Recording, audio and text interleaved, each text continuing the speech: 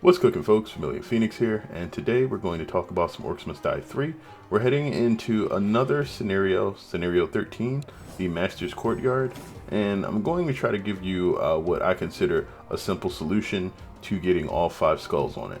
Now, this level does give you a bit of trouble when you first started, or at least it did for me, mainly because you are dealing with a lot of entrances into open space, and you really have to control the enemies with a very small amount of coin initially. And I felt like this kind of works because it allows you to deal a lot of the damage up front with your hero, and it gives you a lot of bottlenecks really easily.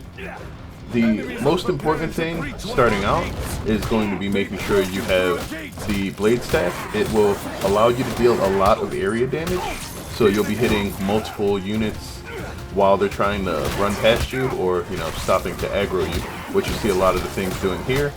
For most of the small units, it handles them extremely well. Everything other than the purely heavy units, like the heavy fire fiends or the heavy orcs, are going to get wrecked by it.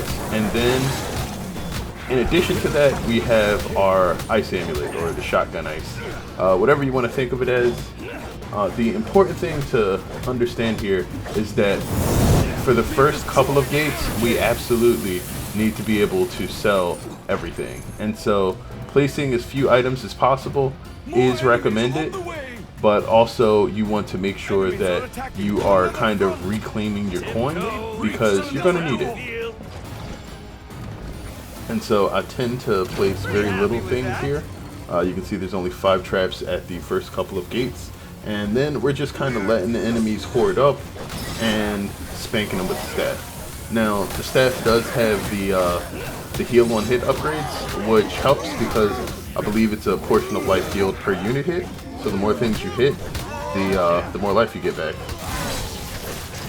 And even so, we are bringing the healing amulet. You want as much sustain for yourself as possible, because there's the possibility of, depending on which traps you bring here, you just taking a lot of hits at once.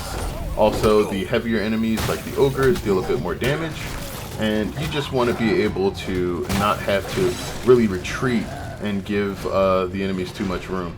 So I missed a barricade there, which isn't the worst thing in the world, but that was definitely a mistake. I have to come back for it to make sure that I have enough coin to run this well, but at the moment you earn enough here to sort of, oh man, that was a mistake too. You earn enough coin to kind of move your setup down towards the rift itself, and it's important that you actually sell and get your barricade setups correctly, because that'll prevent you from having to spend extra coin early on just making sure the rift is safe and you can put more damage traps out. Now you can see with the sustain setup here, the Bladestaff and the healing trinket, you really don't have to worry too much about sustain. But just to make sure that things are a little bit safer, we throw up a window of butterflies, and we are periodically, whenever the mana is topping off, kind of shotgun icing everything. Now, I should have been paying more attention to that ogre. Ogres, on more than one occasion, have cost me runs, because occasionally they will yeet a unit over your barricades. And if the unit flies over your barricades and the physics wakes them up on the other side, they will run straight in the rift. There was actually one run that I had when I was trying to actually record this, where I didn't see it happen, and I lost a single rift point specifically because of that. I like to kind of channel them into like a small bottleneck here for the same reasons as we did it in the beginning. Also, the extra barricades on the left will serve as sort of a cushion for the fire elementals that will be coming through. They die and spawn firelings, and those firelings will run directly into the nearest barricade and kind of just self-destruct. You can tank some of the damage. I don't think firelings are super crazy high damage now, but at the same time, if you're in the middle of a fight with a bunch of orcs, you don't really want those firelings to just bum rush you and just delete your HP bar. And it can happen if there's too many of them around. 8 firelings is kind of ridiculous as far as the amount of damage that they can get out. And if they all happen to hit you at once with like an ogre or anything else, it can get kind of crazy. But again, the Ice Amulet just controlling like the small amount of space that this opens into is really good. It will deal a lot of damage to anything that is taking most of the shots if it's super close. And for whatever doesn't manage to get that close, it will allow you to just freeze multiple enemies at once. So, you know, you don't have to aim super high. You don't want to go for headshots. I don't even think that a particular weapon can headshot. So you kind of want to just aim to get as many hits, or for the center, you want as many projectiles to land on something making damage as possible. So I usually aim down the center, or if I'm trying to hit something tall with the rest of the things, I'll just back up a small amount. Now the good thing about the Arcane Brimstones here is there's nothing that's like really arcane resistant here, and because the pathing for everything's somewhat tight on this level, you can just place a lot of them and get a good amount of damage built up very quickly. I got really lucky with this orc too, because I didn't notice that it was behind me. I think it happened because of an orc charge, and it aggroed me still. And that's another one of the reasons why having those traps set up on the walls is super important. The amount of damage that those wall chargers can do, especially to bottleneck groups, is super nice. And ogres are not particularly strong against lightning at all, so freezing them in front of the trap is also really good. Keep in mind, I am also wearing, nice, I sold that.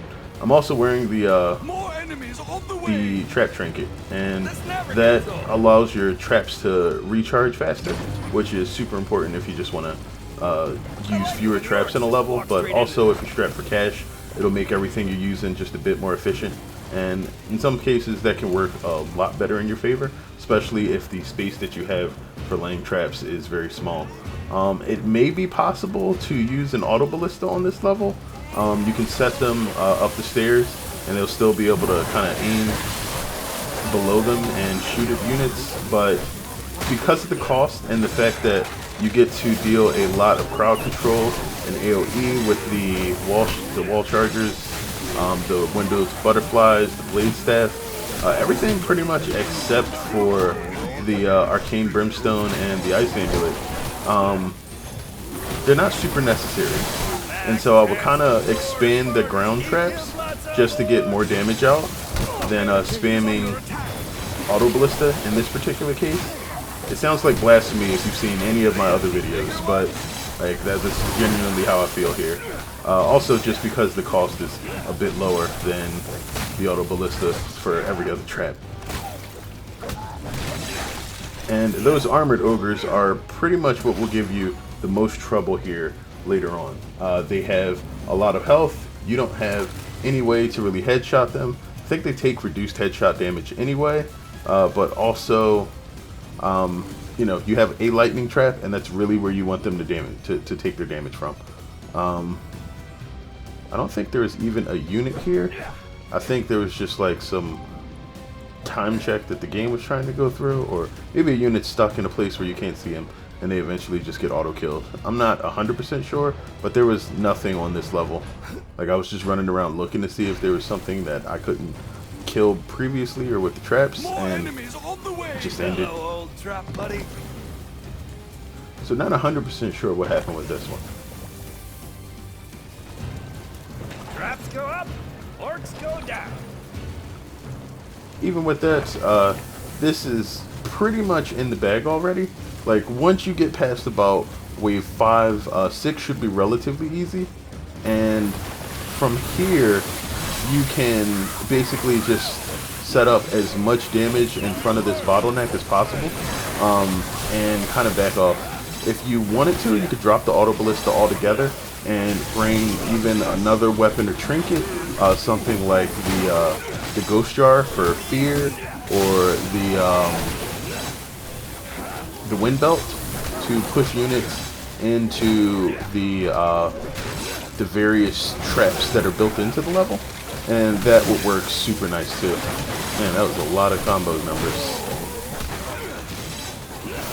But yeah, this is a pretty solid setup. I like this. Again, if you are doing anything like this, just be very wary of ogres. Ogres are pretty much the bane of any setup that makes use of barricades because of the way the ogre charge knocks around the smaller units.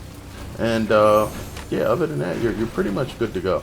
Now, Right there. More enemies on the way. You're going to probably see the Bladestaff, Ice Amulet, and